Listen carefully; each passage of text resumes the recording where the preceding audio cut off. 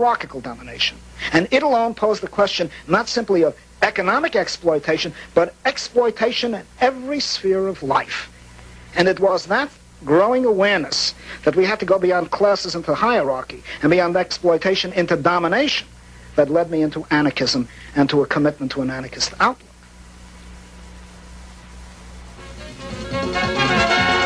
Power rules the world today. Power corrupts, they say. And absolute power corrupts you. Absolutely. It can change a man who has a heart of gold, make him cruel, wicked, self-centered and cold. Many men in this land, many organizations fought for freedom and justice throughout the land. When they have power and authority, they don't give a damn about nobody. Hi, I'm Israel Danish for Yippee Helmet. You know, nature has a special way of protecting artificial and natural things. Here's an egg yolk. Look what nature has protected the egg yolk with. Nothing. Now, nature's real helmet, the natural helmet for the egg, is the calcium-lined calcium cover. Watch as policeman truncheon destroys egg. No good. Nature's helmet for the tomato, a bright red skin, is also valueless when the policeman's truncheon destroys it. Look at this, squash. Everyone thinks the squash is a powerful and aesthetic movement of vegetablehood, but yet policeman's truncheon destroys nature's squash. Eggplant. Eggplant is flexible, but brain damage has occurred inside. Death. Pumpkin. Closest thing to a human head. When this is brought in contact with a policeman's truncheon, watch what happens. And now the yippee head, human's natural helmet concussion. When they have power and authority, they don't give a damn about nobody. They prostituting the island, milking the land dry. They making my people starve, exploiting, oppressing, less freedom, more suffering. This thing just can't go on. Think it over, my friend. Think it over.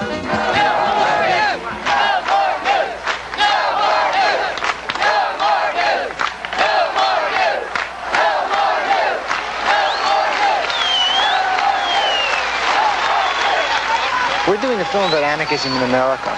Is there an anarchist influence in the anti-nuke movement? No doubt about it. There's a lot. But it's manifested itself not so much in explicit opposition to the state as such, which is the most common form of anarchism, but in a way of operating that isn't centralist, where people who participate in these demonstrations and want to change their lives do so on a participatory basis rather than taking orders from central authorities. That's the way it tends to go. I mean, it's not that that's always successful, but there's that tendency towards decentralism, a tendency towards consensus operation, and at least from my perspective, a tendency to a strong nonviolent perspective, because I think the state is the ultimate violence. And so to see that nuclear power is violent, nuclear power is centralized, and we want to have a certain technology, we want to have another society where centralism of that sort, that authoritarianism is dissolved and is more responsive to people's needs. You can't block off the road? We can't block off the road. Oh, no, we're not going to block the road. You don't understand. If we let you drive down there, we're going to have to let everybody else drive down there too, right? We can't have 1,000 cars down there. You seem to have the power to do what you want. No, we do what we're told to do. You're going to take a chance on the cars being towed away. Anarchist forms of organization would be a style of organizing that includes the input and decision-making of everyone who is affected. But also, anarchist organizing and decision-making would involve people taking the results of their decisions directly and acting on them, rather than having somebody else do the work for them. But it's participatory in decision-making and in action. And that direct action element, which is embodied within many of the civil disobedience actions in the anti-nuclear movement, such as blocking construction of nuclear power plants.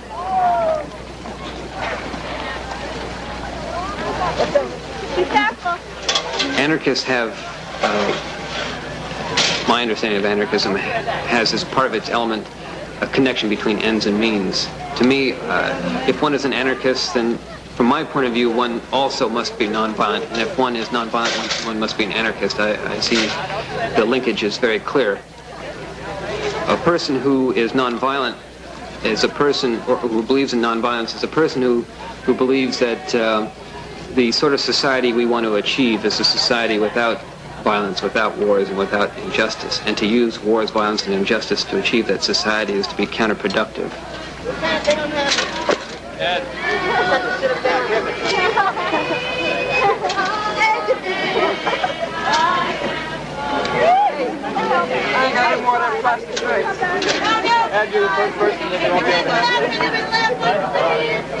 Yeah. Think it's legal for you to talk to the people on the other side of the fence? It doesn't matter. They'll do what they want, legal or not. So do they put the cuffs on tight? They're pretty tight, very So how do you feel now that you've gotten arrested, you? Wet. Just now. Very wet. Other than wet. Wet. I feel fine. You feel good about it? Well, of course. I feel we're doing the right thing. Do it, otherwise. Yeah. The basic problem I really have is that whenever I meet leftists and the socialist and Marxist movements, I'm called a petty bourgeois individualist. I'm supposed to shrink under this. Usually I'm called a petty bourgeois individualist by students and by academicians who've never done a day's work life in their entire biography, whereas I have spent years in factories and in trade unions, in foundries and in auto plants. So after I have to swallow the word petty bourgeois, I don't mind the word individualist at all. I believe in individual freedom. It's my primary and complete commitment in individual liberty. That's what it's all about.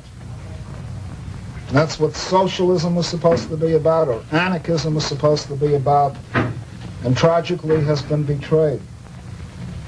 And when I normally encounter my so-called colleagues on the left, socialists, Marxists, communists, they tell me that after the revolution they're going to shoot me. That is said with unusual consistency.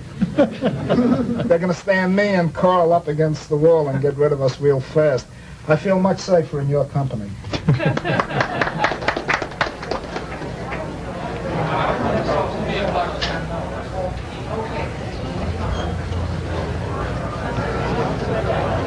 The Libertarian Party is a classical liberal party. And the classical liberal parties believe that people are good, that people can take care of themselves, and that the best way to create a better society is to have smaller government and lower taxes. So we would reduce taxes, we would reduce spending, we would reduce overseas military commitments, and we'd take government completely out of the whole regulation of lifestyles.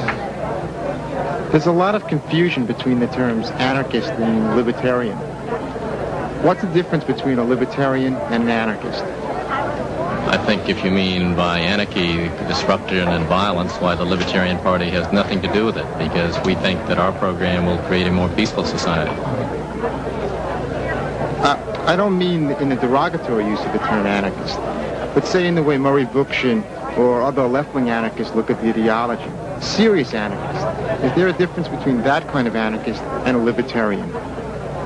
Well, I think the whole Libertarian Party is aiming toward very major cuts in government, a very much smaller government, and I don't think that as a political movement, Libertarians envision no government as an immediate alternative. Well, it's hard to tell on the basis of the party's rhetoric, because after all, they're running for a state office. But my experience is that most people who are in the Libertarian Party have pretty decent anarchist impulses. Even if they do not say that they're anarchists, most of them will say they are libertarians at any rate. And one thing that is useful is that they have a fairly well-refined analysis of why they aren't conservative. It took the New Left to do a proper analysis of American liberals, it seems to me, and I suspect that the libertarians are doing the best analysis of American conservatives. I think that they're quite good people, and that the party contains within it probably more people of an anarchist tendency than any other organization in the country.